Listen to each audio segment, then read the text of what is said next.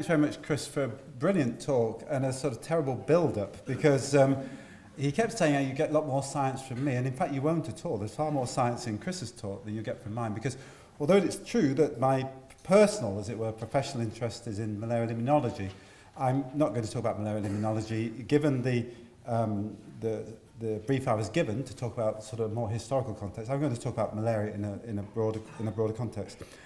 And I was a bit horrified, actually, to be asked to talk about the history or to have a historical element, because I remember from sort of all through my career, I've always thought, God, I hope I'm never the guy who gets so old and doddery that they ask them to talk about history.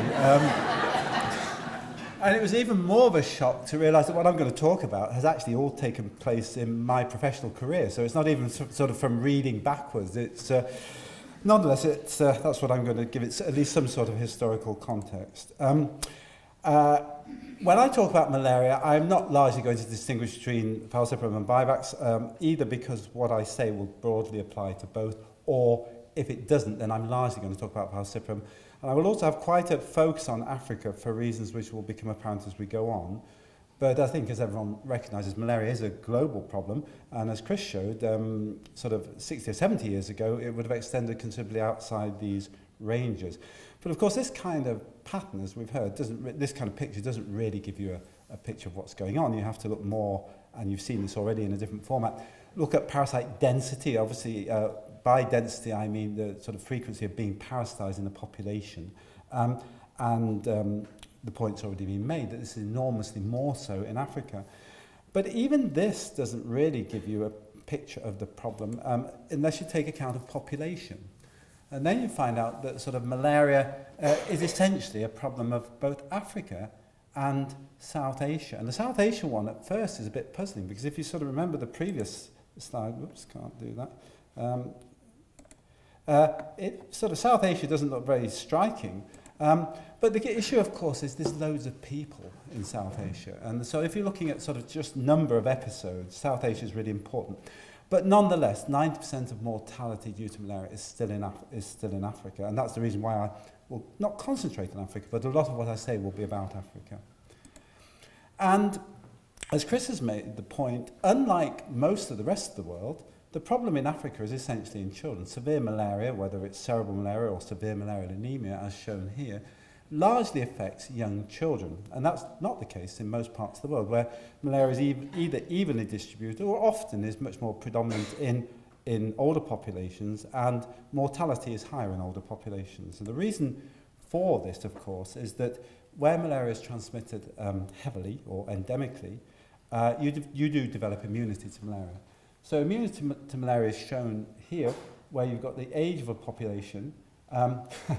Again, talking about age, I drew this graph first about 25 years ago, where it was unimaginable that you'd consider what happened after 50. Now I've got to sort of revise this, although I'm pleased to hear from Chris that apparently sex can be expected at older ages. But, I shall look forward to that. And this is the proportion of whatever it is you're talking about. So in green is severe malaria, i.e. malaria which may lead to death.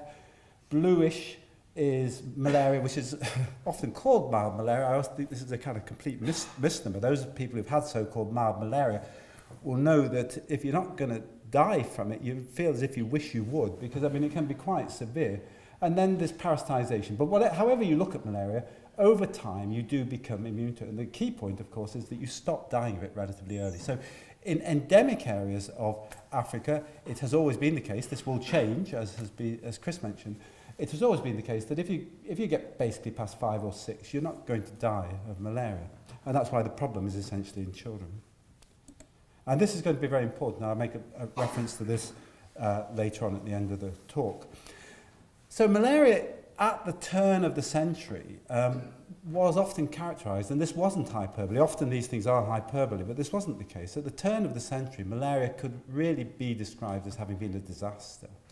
No one knew how many deaths there were. They still don't, by the way, so don't take too seriously the numbers that you see. But no one knew how many deaths there were. But it was somewhere probably between 1 and 3 million, and probably it was higher rather than lower. There was failing drugs, widespread drug resistance, initially to chloroquine and then to other drugs.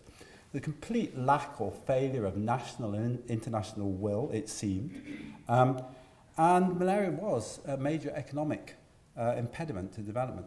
And in fact, there's sort of I've always found this very interesting. So here, shown here is the malaria-specific mortality per 1,000 children in pre-independence Africa, sort of before the 1960s, then in the period immediately afterwards, up until 1989, and then subsequently. And you can see that after independence, most African countries actually were doing pretty well in getting on top of malaria mortality. Now, whether they were getting on top of it or whether something else was happening, but it's certainly the case that malaria-specific mortality was falling. But then, by 1990s, it had come right back up, and in many cases was worse than it had ever been in colonial history. And of course, during colonial times, in many places, not very much was being done about malaria outside urban situations. So it really had gone completely out of control by the 1990s. And because of that, a whole set of international initiatives began to take place. RBM, Rollback Malaria, was formed in 1998. Then there were a number of public-private partnerships, particularly Medicines for Malaria Venture, recognizing that new tools were needed. There's the Abuja Declaration. Heads of states, of African heads of states made a declaration that malaria mortality will be halved by now, essentially. And then the formation of the Global Fund. And there was a lot of, I think, initially justified skepticism by many people as to whether this was just all words. People in many areas have heard about sort of all the good intentions, international action, and so forth. And I think in particular, researchers often do tend to be well, I think it's important to draw a distinction between sceptical and cynical. Perhaps sometimes they're too cynical. We should always be sceptical, but perhaps not cynical. And certainly for many of us, I think what actually happened after this renewed sort of focus on malaria was actually very revealing and very important and pretty heartening in some ways. Because what actually happened was that global expenditure on malaria control sort of grew initially exponentially. It was really quite extraordinary to go from 2004 to where it was by 2010. It had gone up in log order. So these are in, so this is in sort of multiply up, this is $2.5 billion. So it did go up enormously. So it wasn't just words. There was a bit of a lag. It took a few years after the formation of those things, but then it really shot up, enormous increase in expenditure. What did that spending go on? Well, it went on many things, but essentially it went on two major things. One was drugs, particularly artemisinin combinations. So this is, again, same timeline, 2005 now to 2013.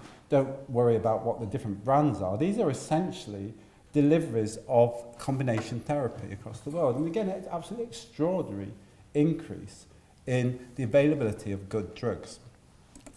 The second thing, of course, that money was spent on were bed nets. And again, and this is from, you see a lot of data from sort of MAP and Simon's group here, but this is in the recent World Malaria Report, but taken from the Malaria Atlas project. This is the availability of bed nets in Africa, so either with access to or sleeping under. And again, in 2000, at the turn of the century, it was essentially nil. Now, this is extraordinary as well. But, I mean, Chris pointed out to several scandalous things about malaria.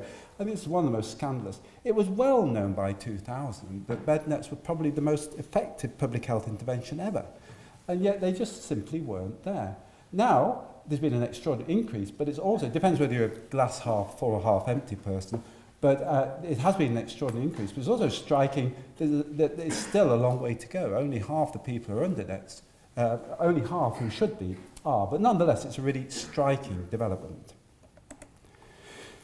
Did this have any effect? You would hope so. You would hope that sort of a log order increase in funding and distribution of effective treatment and effective prevention would have an effect.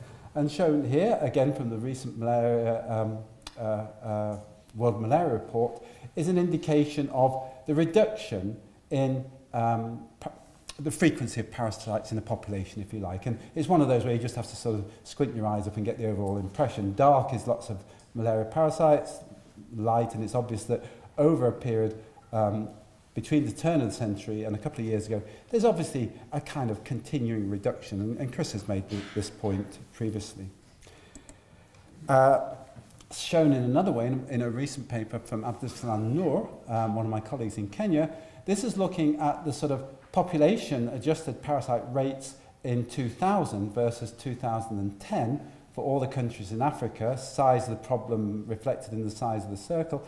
And obviously, if nothing changed, you'd be on the diagonal. And what you can see is, in many countries, have experienced a really quite striking reduction in simply the number of children in that age range being parasitised. So all these below the line, there's been a reduction. Reductions to different degrees, and even in this, under low transmission here, expanded here, the same thing is happening. So this is across the board at all levels of transmission.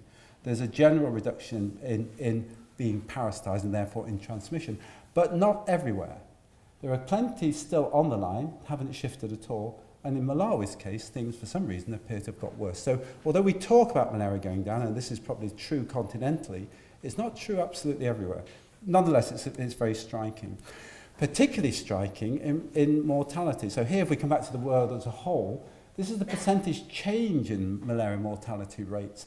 And basically, the blue is really good. So either there are no malaria deaths or there's been a massive decrease, 75% but basically, everything except very, very dark brown is good. So malaria deaths have come down worldwide, but they particularly come down in Africa. So overall, it's estimated that malaria mortality in that period of about 13 years has fallen by more than 50% in Africa. That's really extraordinary over that period of time to say the scale of the problem at the turn of the century.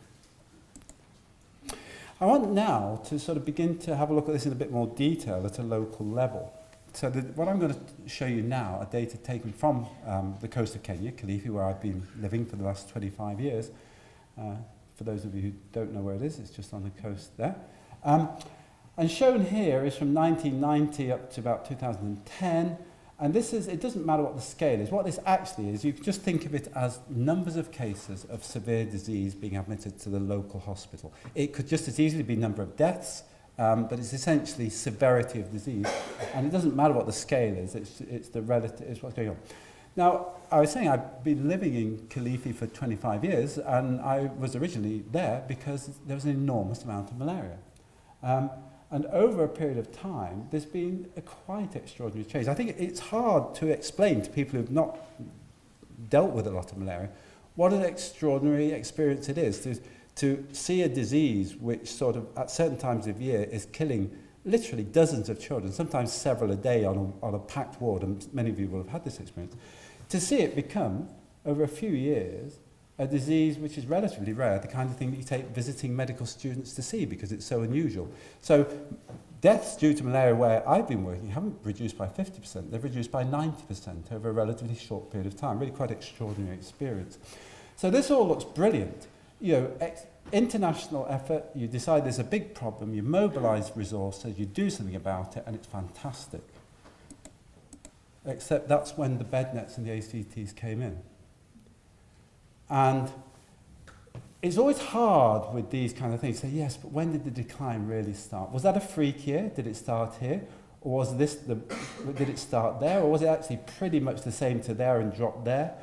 Wherever it began to drop, it would seem that it was well before anything sort of significant was done about it. But you can unpick this a little bit. And that's shown here. So I'll just sort of slightly complicated, but I'll just explain the lines.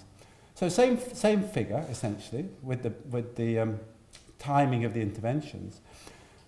The red line is the community parasite rate reconstructed. So this is actually done by taking the parasite rate in children coming into the same ward who come in for trauma, either orthopedic trauma or other sorts of trauma, or cold surgery.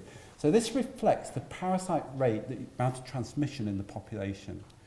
It's been dropping steadily for probably 15 to 20 years. The orange is the line, the age of non-malaria positive patients. No reason why you'd expect that to change over time. Whereas yellow is the malaria positive children coming in. You would expect that to change if transmission was going down, because as transmission goes down, you acquire immunity less quickly. So the average age of a child with severe malaria will go up. And you can see that if you look at parasite rates in the population, or the divergence in age between non-malaria and malaria, however you look at it, this fall in malaria has been happening for 10, 15 years before all the interventions. Now, this is this is a story which is familiar in public health. I mean, I'm sure many of you have seen the same figures about TB before interventions, but about pneumonia in the developed world before antibiotics. It's not unusual for there to be a big fall way ahead of what we think is actually doing this. Now, I have to be really clear here, because I've given this kind of talk before, and at the end of it, despite the fact that at this point I always stop and give a real health warning, and I always say I am not arguing for 1 second that interventions don't work or aren't important. They're absolutely essential. There's lots of evidence that they're absolutely essential. Always at the end, somebody comes up to me and says, so you're saying we just shouldn't spend so much on intervention? So this is my health warning. I'm not saying that at all. We must not only spend as much as we are doing, we must, as I'll show later, increase it substantially. Nonetheless, it is important to recognise that the fall in malaria, which is taking place in many parts of Africa, is not simply due to intervention. There is something else going on, and it's rather embarrassing to say that we actually have no idea what it is. Chris mentioned the El Nino thing. Well, lots of people sort of put that one up for this. There are many potential reasons, but whatever it is, it's important to know it's happening. Because it's actually giving interventions a helping hand, which is fantastic. But because we don't know what it is, means that we don't know, it may not reverse. It may be part of a long-range cyclical phenomenon, but whatever it is, we don't know the root of it, but it's important to know it's happening. Now, you could say, well, it's just freakish. It's just something that's happening there on the coast in East Africa. It's not. This is Niaka in Senegal, in a place where, again, there is good surveillance of severe disease over time. This is malaria mortality, actually, in a demographic surveillance system, this time going back to 1984. Very familiar for those of you who've just seen the slide from Khalifi, very familiar. And same thing, the decline began way, way ahead of interventions. Also interesting to note that prior, if you go much earlier, that probably malaria was that. There probably really was a massive increase due to chloroquine failure. It wasn't just simply that it's always been loads and loads of it. There's always been plenty of malaria. But there probably really was a pre, as it were, then a complete failure. Then something happened. And then while something has happened, something else has happened. We've put lots of interventions in. And the more you look at data, even those data which are claimed to show the effect of intervention, if you look at them carefully, all the data I've seen at least from East and West Africa always show this pattern of it falling ahead of interventions.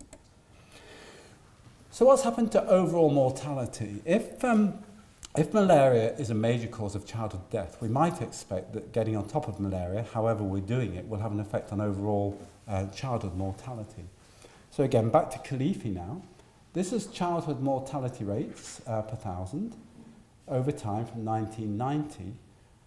And this has come down like a stone. It's reduced by 75%.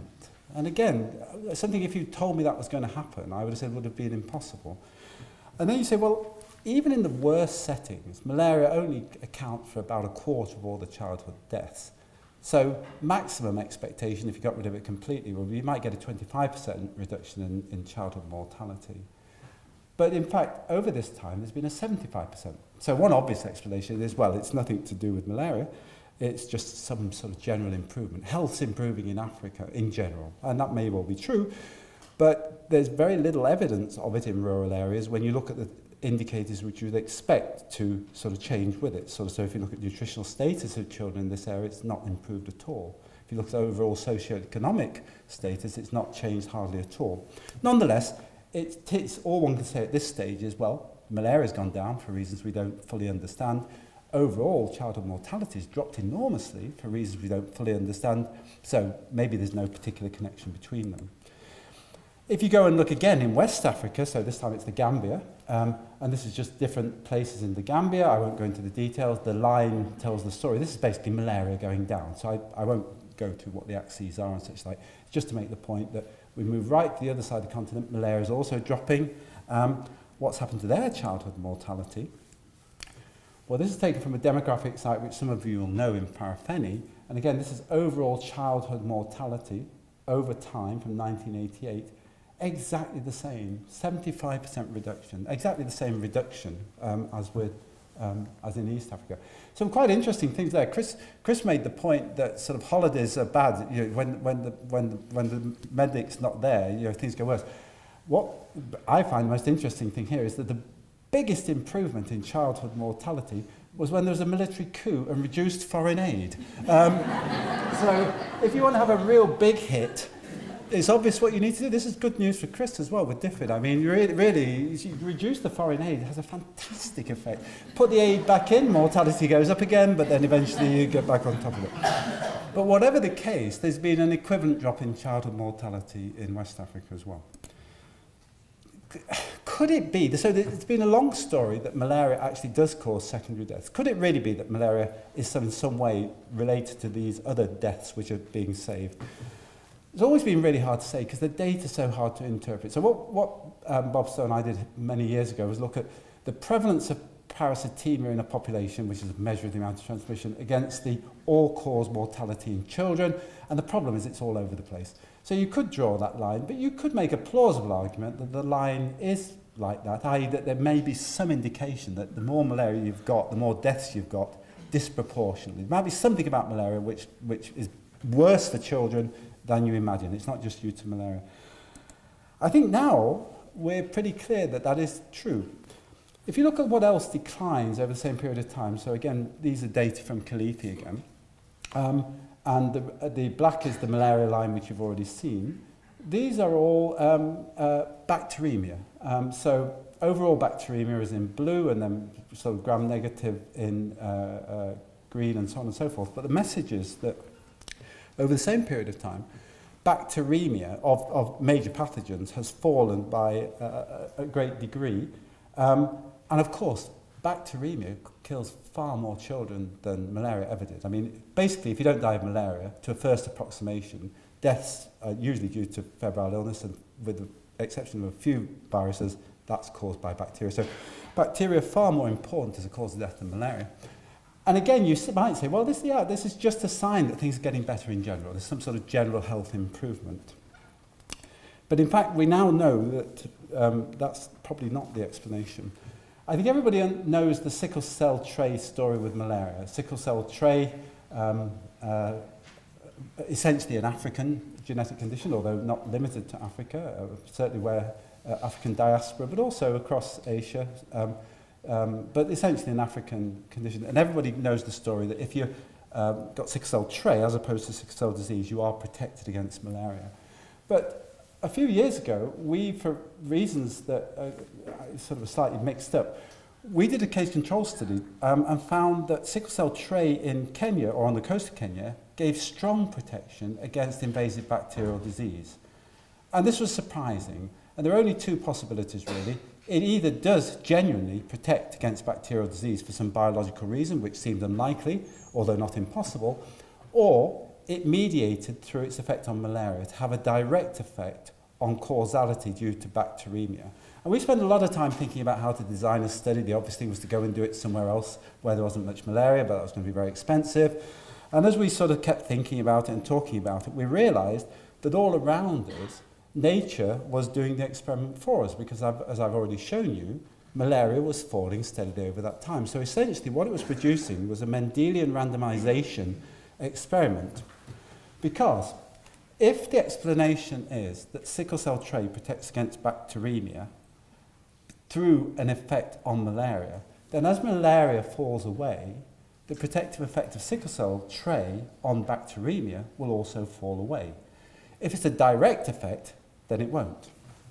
And this is what happens. So this is what this shows over the period of time that we're talking about, is a yearly case control study to look at the protective effect of sickle cell trait on bacteremia due to major pathogens. One is no effect at all. So down here in the 1990s or beginning of 2000s, you've got a very strong protective effect of sickle cell trait against bacteremia. As malaria falls, that effect is lost completely. So the only explanation, unless someone can come up with an alternative for this, is that it really is mediated through malaria. The susceptibility to bacteremia in a large proportion of children in an endemic area is directly causally related to exposure to malaria. And in fact, malaria may cause, genuinely cause, 50% of cases of bacteremia. I.e., you have that sort of counterintuitive conclusion that malaria may kill more children by bacteremia than it does by malaria. Because you don't have to have malaria. These are not children who've got malaria at the time. You don't even have to be parasitized at the time. This is some sort of effect of being exposed to malaria on bacteremia. It makes a good story, but you kind of think, no, that it really can't be true. It can't have that big an effect. But there are some really interesting data from Bioko. Again, back over to West Africa now. Now, Bioko had a massive malaria problem. And I've quickly summarised here some basically from the year 2000 down to 2008. It was decided that to mount a massive control effort against malaria on Bioko.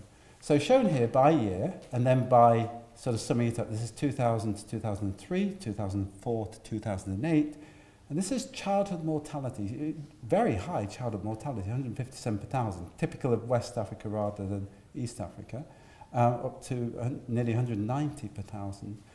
And the striking thing here is that in the period where massive control was brought in, it was brought in actually in 2004. So prior to that, very high childhood mortality. After that, extraordinary reduction. I mean, 2/3 just dropped from 157 on average per thousand to 55. But the most extraordinary thing about this is it all happened in 1 year. It happened when malaria was suddenly got on top of. And I cannot think of a more direct, as it were, supportive evidence that if you really get on top of malaria, everything else changes in a way completely out of proportion from what you would have expected simply from the effect of malaria as a pathogen in the population. So it's been great news up to now. Malaria is going down, mortality is going down, spending has gone up, it's all fantastic. So I'm not normally a person to finish on a sort of more pessimistic note, so I don't regard this as pessimistic, but I think it's important to finish on a realistic note. So just last couple of slides are sort of other things that we need to be aware of that are going on. The first is artemisinin resistance, which has appeared in the Greater Mekong. It was noted in 2006, but we now think it probably emerged around about 2001. And shown here are the areas of the Greater Mekong where there is artemisinin resistance, split into the so-called tiers, tier 1, tier 2, tier 3. Tier 3 is where there isn't any. I won't go into detail about this, just simply to say artemisinin resistance is emerging. This will be an absolute catastrophe if it expands beyond there. There are major efforts at control, and recently the Malaria Policy Advisory Committee of WHO has recommended that the hard that it will be, there has to be an attempt to eliminate malaria completely in the Greater Mekong. It seems impossible to control artemisinin resistance otherwise. If this were to spread, as chloroquine resistance did and as SP resistance did, it will be an absolute disaster. This is insecticide resistance. Again, I won't go into the details of what that means. You can guess what it means. The sort of darker the colours, the worse it is. In fact, the darkest colours is where there's resistance to 4 different classes of insecticide. Right across the malaria world, and particularly right across Africa, wherever there are data, there's insecticide resistance, and it's getting worse rapidly. So what we're seeing is the two things which we depend on completely to keep malaria under control, drugs and anti-vector agency, are both threatened by resistance. And this is a terrifying prospect. Finally, a cautionary tale. Again, Chris made reference to this, the idea that malaria may become an epidemic situation even in Africa. Well, you've seen this, by now you're familiar with it. This is severe malaria in Kilifi Hospital, going down over the years. And on the next figure, I'll show you a sort of an average of this, as it were, average the years out, and then within a year, probably easier to show you than to try and tell you without seeing it. So this is for any average year, as it were. The red line is the average monthly number of severe cases over a period of 15 years, before the big drop in malaria. And what you can see is that some years, during that period, 1999 was on, there was a lot of malaria, even more than the average. So the average by month, January, February, March, so on, the average is the red line. 1999, we had a massive amount of malaria. By 2009, 10 years later, as I've shown you, malaria had pretty much gone down to 10% of what it used to be. So there's the historical expected numbers, there's the actual numbers. And this was all going on very nicely until 2011-12, when suddenly, in the short rains, we had a massive resurgence up to historical levels. And the difference here was this was in children not 3, 4 and 5, but children 8, 9, 10. We're having deaths due to multi-system disease in 10-year-old children. This is a population which has lost its immunity, and then you get, for some reason, some minor change and a massive epidemic with deaths in older children. And this is the situation that we're storing up right across Africa right now. So it's a paradox. We want transmission to go down. It's good that it's going down. But if it goes down and we don't get right on top of it and stay right on top of it, we're going to start seeing massive epidemics of malaria in older children and adults eventually in Africa. So in 2015, where are we? Well, there's lots of good news. Malaria is falling in many, not all, but many parts of Africa and the rest of the world. There are really disproportionately good gains in child survival from that. And there's been enormous renewed optimism and thoughts of eradication. In fact, a big push towards eradication in many people's thinking. And there are new interventions. I haven't talked at all about malaria vaccines, but there are new interventions coming along. A malaria vaccine will be registered this year. There are new drugs in the pipeline. There are new vector control approaches possibly in the pipeline. So lots of good news. But there are some cautionary things to think about. Artemisinin resistance, insecticide resistance. Perhaps most worrying of all is flat and insufficient funding. I made a big point about funding having gone up by log order, but it's still only roughly half of what we would need to simply apply the interventions we've got now. That's not thinking of anything in the future. So we've done well, but we're still only halfway there. And in the current sort of world economic climate, I'm not sure what the chances of doubling to just over 5 billion a year are. Now, 5 billion a year in relation to many other things in the world is not such a massive amount, but whether it could really be achieved and maintained for 20 years, I'm not sure. And there are large populations with reducing immunity, particularly in Africa. So these are all things that we do need to be concerned about. So finally, a few concluding thoughts. I don't doubt personally that elimination and eradication should be the goal of malaria research and malaria control. But I think it's really important that we recognise that elimination can't even be thought about in any country until you've controlled malaria. That has to be the first priority. And historically, many countries have been right to the brink and then fallen back because of the failure to maintain interventions or because of problems, biological problems with the interventions. There is a new global technical strategy which will come out next year from WHO and a new global malaria action plan, and they'll both be launched together in a coordinated way in 2015, and this is positive. We need to be aware of that. And more than anything, I think, is the fact that global funding has to be first increased and then sustained at that increased level, and new tools need to be developed. And I see no reason why that can't happen. There's a lot of investment going into new tools. I think chances for new vaccines, new drugs are really extremely good, so I don't think we should be at all negative about that. But I think funding is the key issue here. So I've tried to present a balanced view of the last 30 years or so. Overall, there's been a lot of optimism, but I think it would be wrong to be foolishly optimistic. And I think it's really important that we're realistic about the threats that we face now. But there is something we need to do about it, and that is maintain and increase the advocacy for funding, because without that, things will go in the wrong direction. So thanks very much for asking me to give this talk.